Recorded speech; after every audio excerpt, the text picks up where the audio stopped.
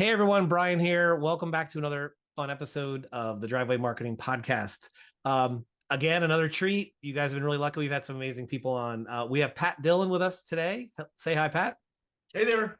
Pat is in on the other side of the country. So here I am in Naples on a super hot day in the middle of summer, and he's on in I believe you're in San Diego, right? Right, Pat? Yep. Perfect temperature as always there, It's going to be 80 and sunny today. Yep. just like it is every other day. Yep. Every day, 80 and sunny there. So Pat's got a really interesting background. Pat not only is and I'm going to say this because I think it's super interesting. Pat is actually the founder and CEO of one of the fastest growing marketing companies in the United States. Actually, the Inc. 500 recognized him as one of the top 5,000 growing companies. If I said that right, please correct me if I'm wrong. Yep. Yeah. That is 5,000. Yep. in the Inc. 5,000. That's an amazing honor, right? Because not only do you have to have the real numbers and understand how you do it, but you actually have to asked to be a part of it and get evaluated by a third party, right? So you just don't self-certify that you're the fastest growing. They check you out. So yeah, their evaluation process, I think, takes like 6 months, and you have to provide 3 or 4 years of data. And yeah, it's a big deal. Yeah, it's a big deal. You can't just say that. So you're not just it's not a vanity metric. You're not just doing it as saying that, right? So anyway, it's amazing. And then he also, Pat is also a founder of his marketing company, but he also has interest in other companies that are in the home services niche. So I think as we chat today, you might think of some things that are interesting. And then today, in our pre-call warm-up, we were talking about like where could we take this, right? Because all these conversations, we want you guys to feel as listeners that you're just sitting in the boardroom talking to people, how we can share and help the business. And this is one of those ones that I don't think people talk enough about, and it's understanding the numbers, right? So and maybe Pat, so when people get engaged, right, because you obviously had to provide the numbers to get to be part of the Inc. 5,000 top fastest growing companies, right? But as a home service business owner, regardless of size, right, doesn't matter if you're a million or 5 million or 10 million, when you're engaged and when you and your team are talking to people, how do you go about starting that conversation? Because everyone says, oh, I know my numbers, and then they dig in and they don't know their numbers. So yeah, maybe you could share with us how they can start thinking about that. yeah. And it's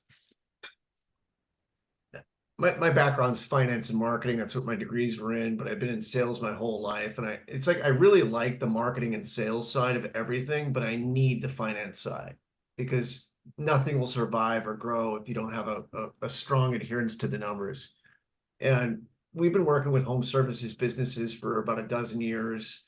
Um, it's probably the biggest bucket of clients we have. We have clients across 30 different industries in 4 different countries. Lots of clients in legal and accounting and insurance, but home services, as a bucket is probably the biggest number of clients. And having talked to plumbers and roofers and restoration and solar and home remodeling businesses for so long, it's the thing that I have recognized is when a business owner in general says they've got a handle on their numbers, 9 times out of 10 they don't. They think that because they do their taxes every year, or they know the balance in their bank account, they know their numbers, and it's totally not true. Right. That's actually, it's funny because, previous life with Bryan, when I was doing sales and marketing consulting, my first question was, what's your average sale? And their answer was always, well, it's different. Like, Yeah. well, that doesn't compute. How many sales did you have and what was the revenue? It's just a number. Right. Right. So, And honestly, I talk to lawyers and accountants just as much, and you talk to a partner in a law firm that's making this person I'm speaking to is making $1 million a year, and they can't tell me what their average client value is, or what their average case value is, or what their average initial retainer is. So it's not just the home service, guy or gal, it's everybody. it's every industry. I agree with you. And it's actually something that do you think it's a mindset issue or do you think it's a technical problem? I think it's a lack of general education for business owners Okay. on things that actually matter. Got it. Like you become the owner of a dental practice because you're a good dentist and you think you can do it better. You become the owner of a chiropractic business because you enjoy cracking backs and you want to do it on your own. And you don't go to school to learn customer acquisition cost and sales cycles and your cost per lead across a variety of lead sources and this type of stuff. You have to have somebody come in and teach you that, and you also have to be really interested in learning it.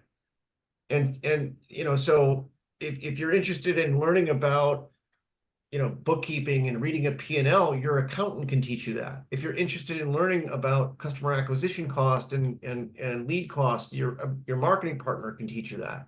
But you have to find the right partner and you have to be interested in learning. Yep. And I'll tell you, because I was a, previous life, we all have these previous lives. I was a producer, I was a regional director for a small printer manufacturer. And in the pre 2008, kind of the 2006, 2008, I was a consultant. I worked for them. And that territory went from 20 million to 30 million over a little more than 2 years. But people are like, oh, that's no big deal because you serve big customers. So I said, no, obviously, my average transaction was $275.50. Right. That was my average transaction value. So let me tell you how many transactions we had to create. Without losing business, how do we add net new of over $11 million in 18 months? That's a task, right? And now we had some big customers, we had some big projects, but still we had to understand that our average transaction value was $275. Yeah. Right. So when you talk to, when you understand that, you've got to move the needle that much, right? So you understanding it, because we were working for a manufacturer. I didn't know their costs. I was only privy to what my average sell price was. But when we were looking at, business plans on how to grow the business and how to add partners, we had to look at, okay, well, this is, we had some devices that sold for 2,000 and some that sold for $75, but the average thing sold for $275. Yeah. So how do you get to where you want to go, right? By not knowing those numbers. And winning the Inc. 5000, like that was a big deal. That was my 5-year goal. We hit it in our 5th year. But I've done this before with other businesses. I did this with a software company that I owned. I did this, with a janitorial business that I still own. And it's really, it comes down to, I know how many leads per month I get. I know my average sales cycle. I know my average contract value. I know my average MRR. And you could ask me that in my sleep and I would tell you. Right. And when a business owner says to the question, what's your average customer worth? And they say, it depends. That's what they say. I know we're going to have issues, and I know we're going to have to create education and a paradigm shift in that person's head before they're going to be successful. Right.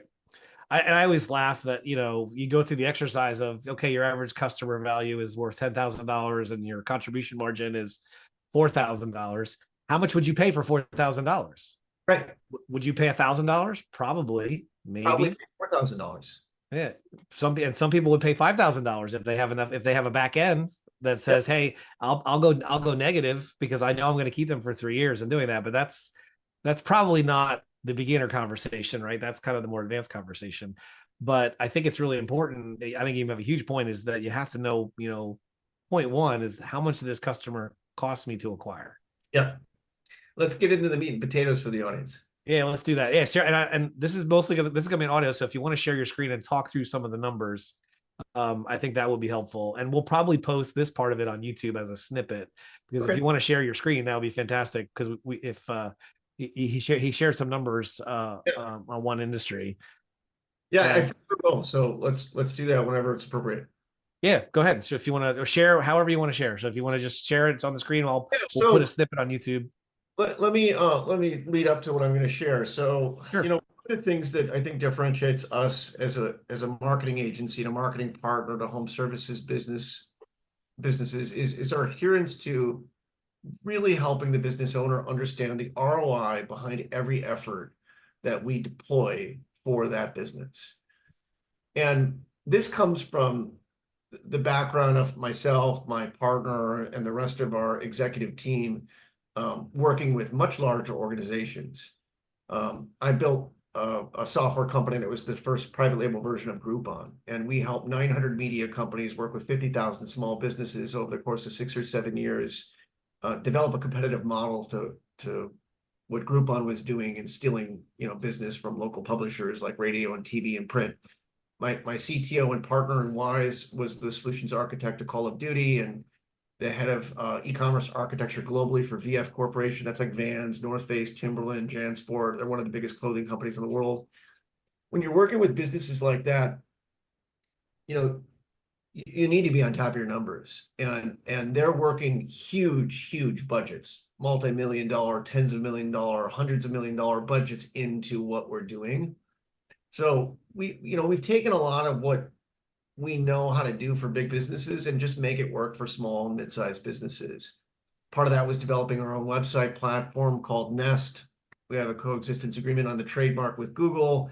It's a very successful platform, much better performing than platforms like WordPress or Squarespace or Wix.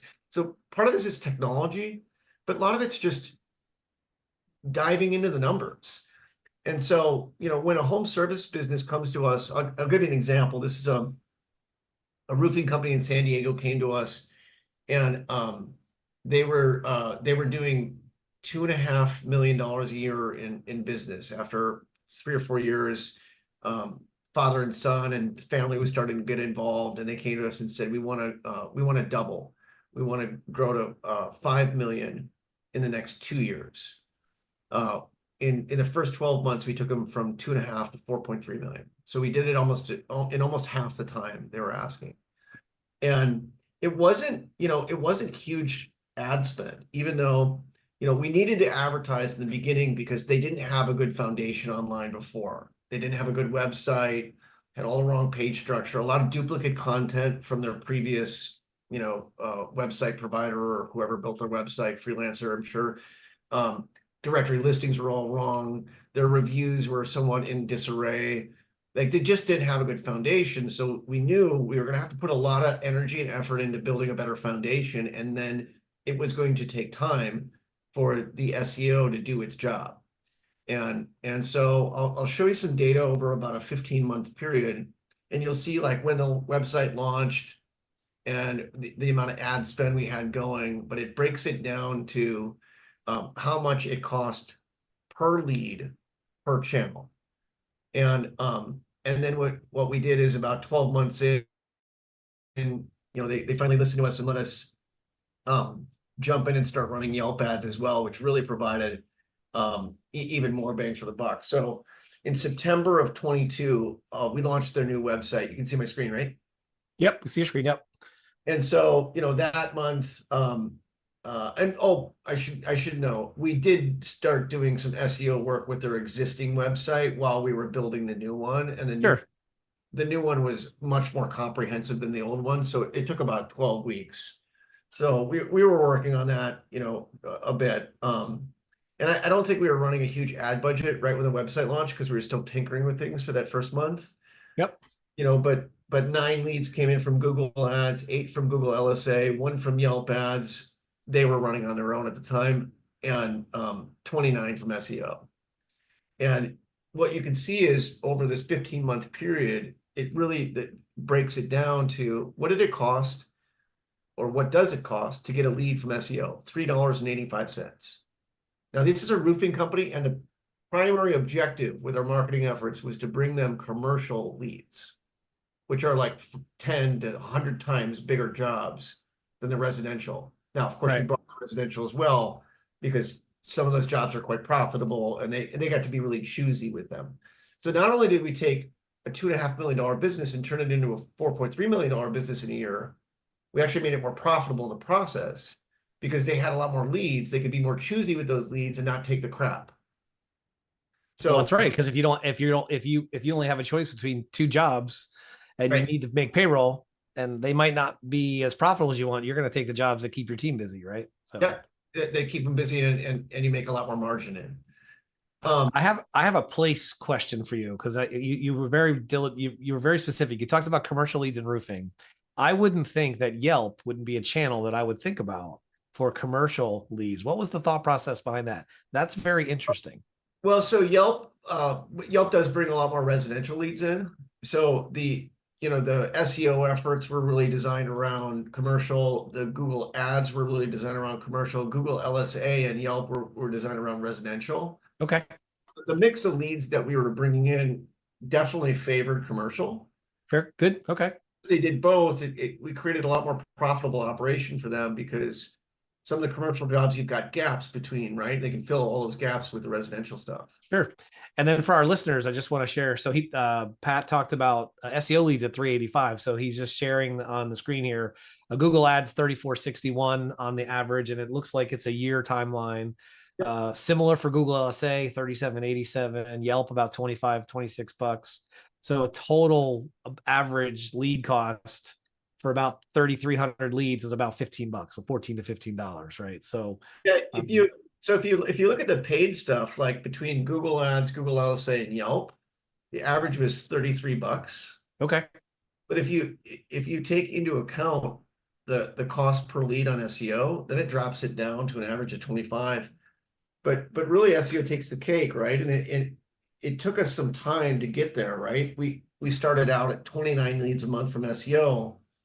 Then we got to 289. So 10 times more leads in a year because of our SEO efforts and sticking to SEO.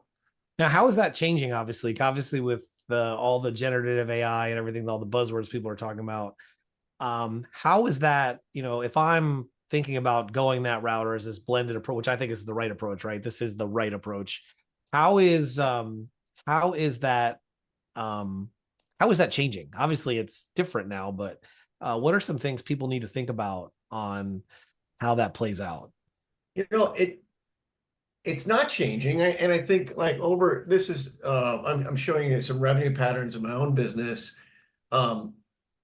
All of this growth came from SEO for Wise Digital. So Wise Digital has grown from $500,000 a year to $4 million a year, all through SEO. Compare that to a typical business growing at 10% a year. We're growing at 53% a year for 5 years. Yep, it's fantastic. Good for you. We haven't spent $1 on advertising our business in 4 years.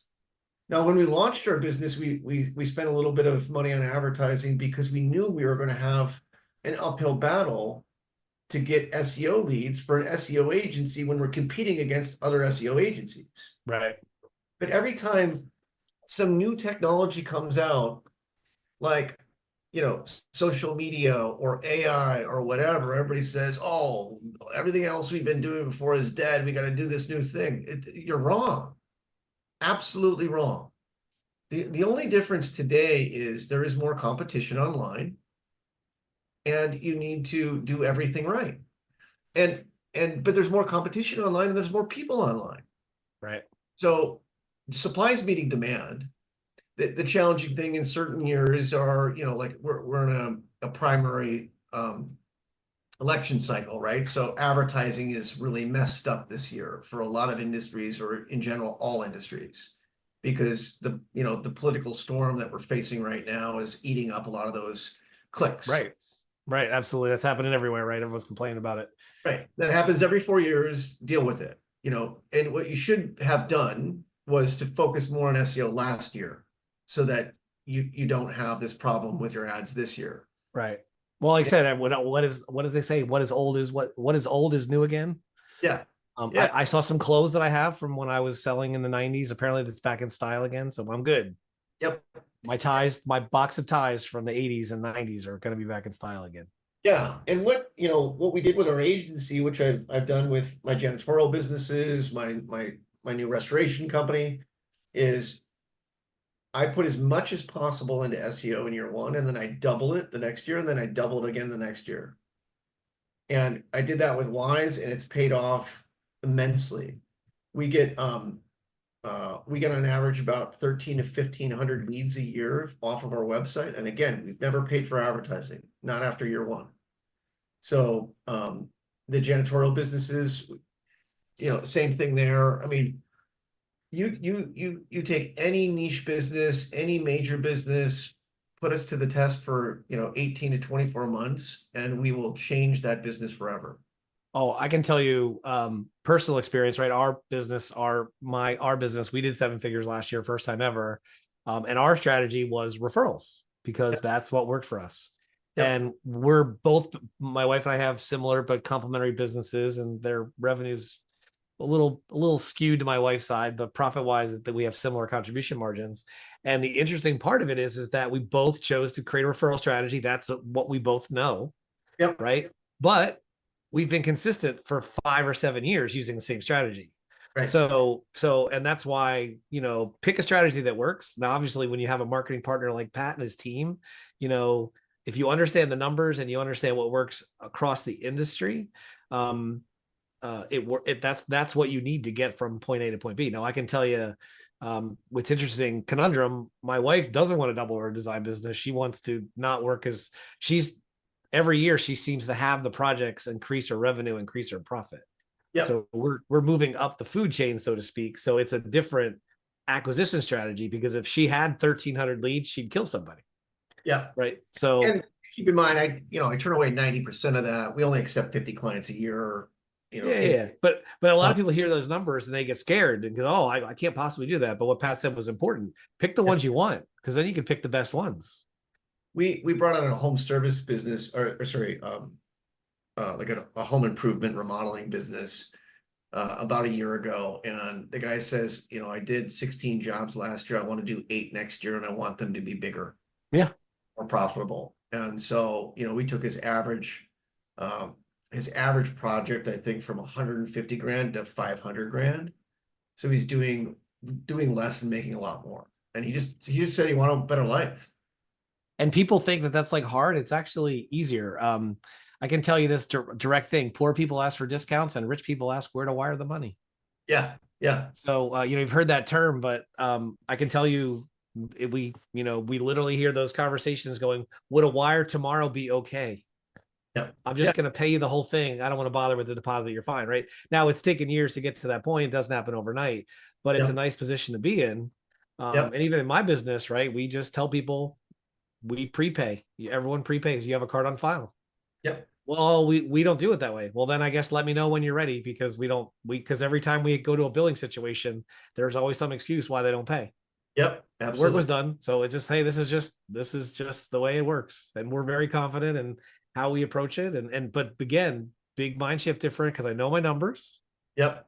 I know if they don't come in, we got a pipeline of people coming behind them. But if you don't know your numbers and you don't have a process where that lead flow happens, that can be a scary point. And we've all been there, right? We've all said, "Oh my God, how are we going to make payroll? I'm going to lay people off, whatever." And by understanding that, especially when it comes to client flow, you can mitigate your risk better. And then one thing for listeners is really important is that he was across 4 channels, right? So 4 digital channels. And if any one of them gets haywire, they're not dead. Right. That's the cool thing about it, right? SEO is unbelievable, because once it works, it keeps going. You laugh, you hear the stories of people saying, "Okay, I've got enough leads now. You can turn it off." It's like, it doesn't work that way.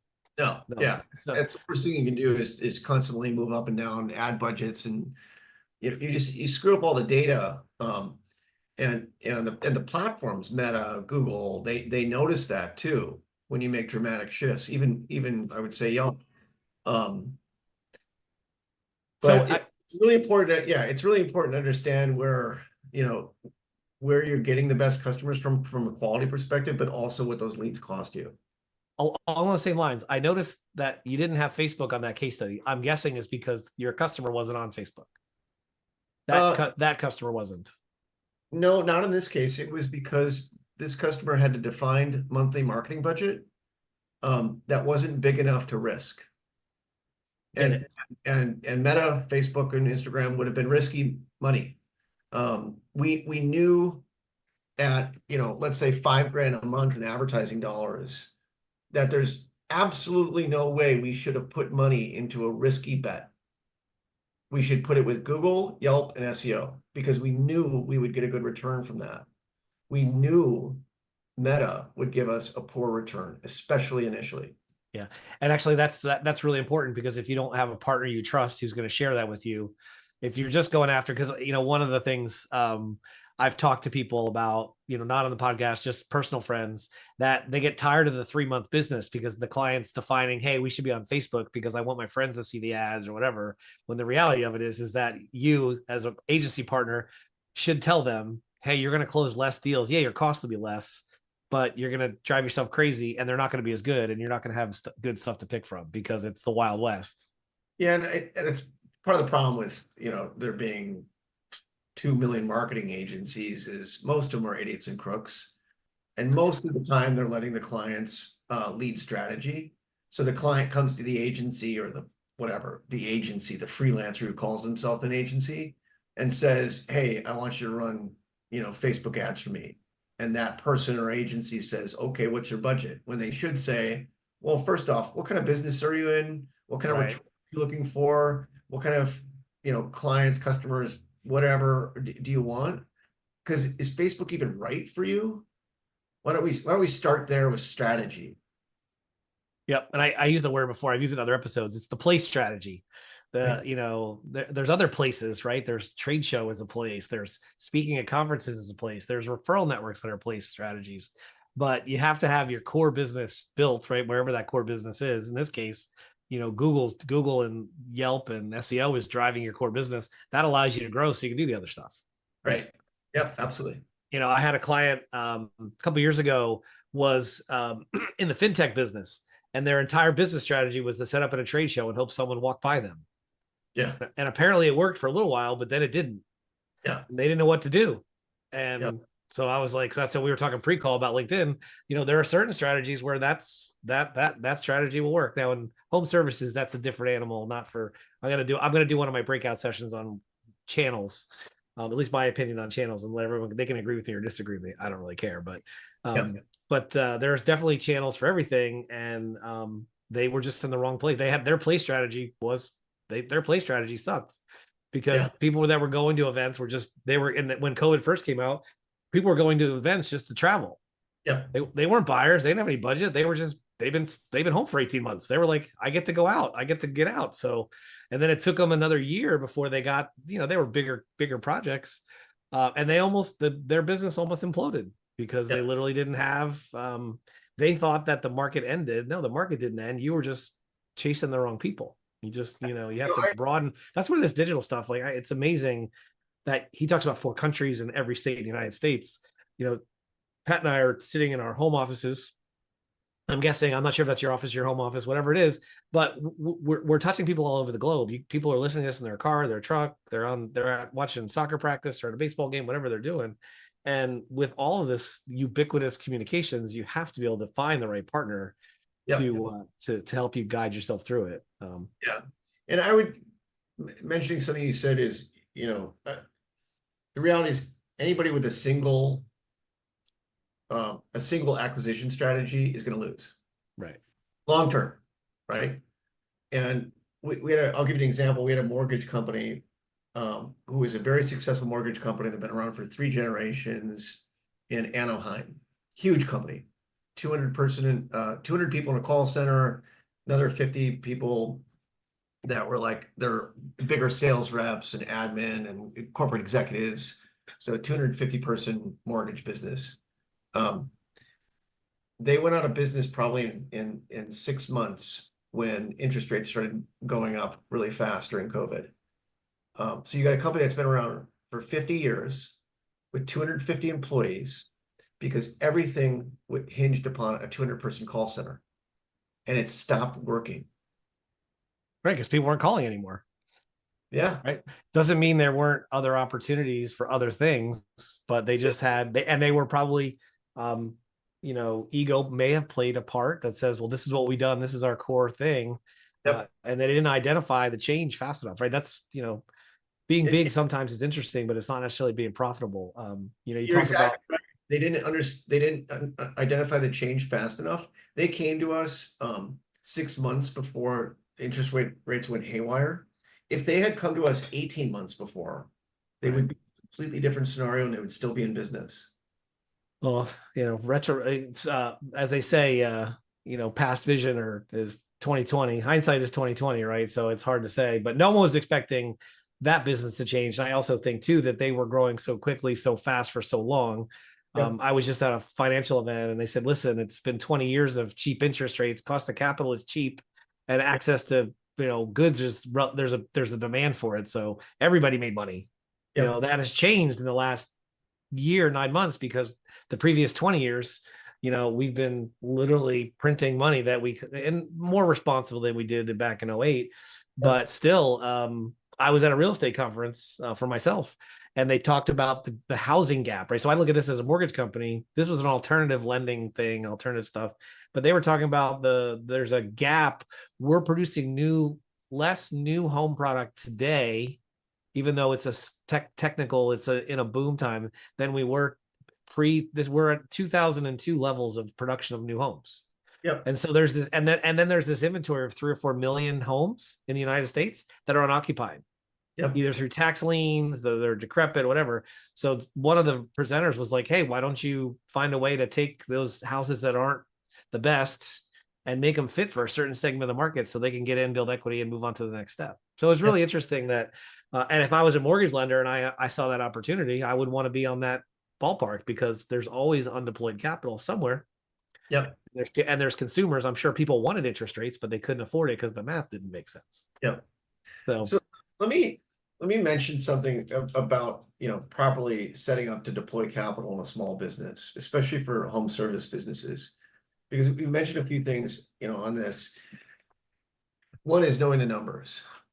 And when I ask a small business owner to send me their financials and they can't immediately send me a monthly P&L and a balance sheet, red flag, conversation over. I'm not interested in investing in this business ever. That business owner clearly doesn't understand what's at stake and what needs to be focused on. I've got a partner in a new company who still can't send me financials, and he thinks it means sending him the check state, the balance, the check balance. He thinks he can't send them to me because he thought I meant his tax return from last year. That's just history. That has nothing to do with what I'm talking about. I need a monthly P&L. It's the 10th of July. Why don't you have it for June yet? Where's your balance sheet? And that's an issue, because what having a monthly P&L and having an appropriate balance sheet and seeing that every single month allows you to do as a business is to see how much profit you're making every month after everybody's paid, and carve out an appropriate advertising and marketing budget. Yeah, that's key. Having someone, and everyone's like, well, I'll just deal with that at tax time. That's the wrong time to do it, right? Because your accountant's always going to say, you should have come to me sooner, right? Because I could have helped you. The reality of it is that you have to know your numbers. Even our little business, we know our numbers. We have weekly financial meetings to talk about stuff. We have monthly reviews. In fact, this week I get to my wife and I are going out to happy hour, so you can celebrate. We're going to happy hour on Friday afternoon to look at our first 6 months of the year and see where we are against our plan. So you can do it and then reward yourself, right? So that's the whole idea, is like we're doing this as entrepreneurs, not just to not work for our boss, but hopefully to make a better life for ourselves, our family, and our team, right? And our customers, right? That's the blessing we get to do. But you gotta, those numbers roll down. I might have you back. I want to do a roundtable on financials, because I think that's a really everyone has different perspective on it, right? I would love to get Michael Michalowicz. You know Michael Michalowicz, the author of Profit First? I know Profit First, yeah. So Michael Michalowicz is an active podcaster. Someone was on the podcast. They have a personal relationship, and I'm going to try to get Michael to get on the podcast to talk about, or someone from his team to talk about financial literacy for contractors and home services people, because it should be not. I live in a market where I feel like the contractors just bid projects for what they need this month or this week or whatever, but how to create sustainable cash flow so that you can get out of the rat race of doing the stuff and actually become an owner, not just become a really highly paid technician, and actually becoming an owner. And actually, that's what I'm teaching my partners with the restoration company right now is, hey, you've been so focusing on doing the work. I need you to stop focusing on doing the work and building and we need to build a business. Profit First is a great book. E-Myth is another great book. Yep. Those two aren't in your book collection as a business owner, go get them today. Yep. True story. Profit First for us about a year ago. We had our sales tax account, had a lot of extra money in it. We were just like, we scratched our head, said, why is there extra money in it? And so we realized that we didn't do a calculation properly, so we had to submit, because that's not our money, that's the state of Florida's money. And so now luckily it wasn't a timing issue, wasn't a penalty issue, so we just wrote the check and sent the money in for our sales tax. Yep. 2 years ago we would have been like, oh, we got an extra X amount of money, let's go on vacation, let's buy a new truck, right? But that wasn't our money. So that's the whole idea behind Profit First, is that you understand, the liabilities of where stuff goes. And it's just a really, but you have to make profit first before you can do all that stuff. You absolutely do. And then when you do, and you do because it's on the P&L correctly, then you can sit down and come out with a budget for an appropriate, marketing strategy plan and partner, and then come to that partner like Wise Digital and say, hey, I have $3,000 a month to spend, or I have $5,000 a month, or I have $10,000 a month to spend. What's going to get me the best return? That's the question you should be asking your marketing partner. You shouldn't be coming to them saying, I need a website and Facebook ads because my dentist told me that, or my chiropractor told me that, or my hairdresser told me that. Right. Coming to a marketing partner, a professional agency like Wise Digital Partners, and say, how can I get a 10x return from this $50,000 investment? And then we'll sit down and we'll map it out for you. All right. So one question, and I think we're kind of beating this horse, but so if I, what's the range of, so if I don't have $5,000 a month to spend on ads, yep, is there a bottom level rung that I should be thinking about before? Because obviously you have to be, as someone says, one of my friends says, you have to be marketable, right? So your business has to be kind of in that mode where you can deliver. But yep, kind of where's that? So the ceiling is obviously as much as you want to spend, and the risk profile changes, right? But on the bottom end of that, just say you're a couple person company and you're trying to get off the truck and not do the work like you were before. Where's the starting point with that? yep. So, and this goes back to something you mentioned before, is, you built your business on referrals, and that's how all businesses start, right? Right. I've talked to 8,000 business owners over the last 12 years, and that's like an hour conversation with 8,000 people. Right. 19 out of 20, when I ask them where they get business from, tell me the exact same thing: referrals. But they don't have a system. Right. But referrals, that's not marketing. That's the product of doing good business. All businesses get that. Yeah. Great. You figured out how to breathe air. But the reality is, I think as businesses, we do need to work on our systems and get referrals going in the beginning, up until the point where we're doing maybe $300,000 to $500,000 a year in business. Yep. And then once you hit that point, it's time to start looking for a marketing partner to build a business beyond referrals, beyond you and your own efforts. That's going to be the only thing that's going to get you out of the day-to-day. And then you need to come to a marketing partner that's a full service partner, like digital partner, like Wise, because we're going to be able to sit down and say, hey, here's what we're going to do in year one. Here's how we're going to scale it up in year 2 and year 3 and beyond, and become that 5-10 year partner for you to grow the business of your dreams. In year 1, what you really need is about 30 grand. And that comes out to about $2,500 a month. For us and our clients, we just flat rate everything over the first year. So we'll finance all of the strategy and build of the website and all that stuff over a 12-month period. In some cases, even more. And that allows you to have the foundation that you need to grow. And then we just sort of add on to that. And so when you can afford a little bit more because your P&L tells you can, then we start adding on more and more layers of advertising, like the roofing example. We started out with Google ads and Google LSA, and then we took on Yelp ads. And in the end, I didn't show you the next year data, but in the end, Yelp ended up turning over better leads at a lower cost. And so we can focus on those numbers together as you grow. Right. That's really important to know. So yeah, the funny thing is, part of our business is helping people get that beachhead referral strategy because they start from nothing, right? So they, and so you can systemize referrals, but you're absolutely right. It is only one part of a multi-touch approach, because you can only work as owners, you can only work so hard. And then you teach your next in command to do something similar or whatever it is, but it's got finite resources, where digital allows you to really create much larger scale where you have much more control over that. So cool. At Wise, I think we get clients from 9 different strategies. 7 are digital, 2 are like elbow grease. Elbow grease works for a lot of people. So, all right. Hey, given that, I think so I'd like to wrap it on that because I think we've had a fantastic conversation. And Pat and I'm gonna have you on again, but I want to recap a couple things. So one thing is know your numbers. So we're gonna beat that one to death. Second thing I take away from this is that you have to have a partner that understands your business. I really love the idea of having your financials ready, because how do you know what you're going to invest unless you know what you have to spend, right? Because that's a different animal. And then I love the idea of using SEO as a foundation. I've never heard anyone use that. That SEO is an investment in the foundation of your business. I've never heard those exact terms put together, and that's really clever because SEO is technically it's the least expensive because you're not spending money on, Zuckerberg, well, yacht credits or bunker credits or whatever it is, or Sergey Brin's, whatever. So whoever's Yeah.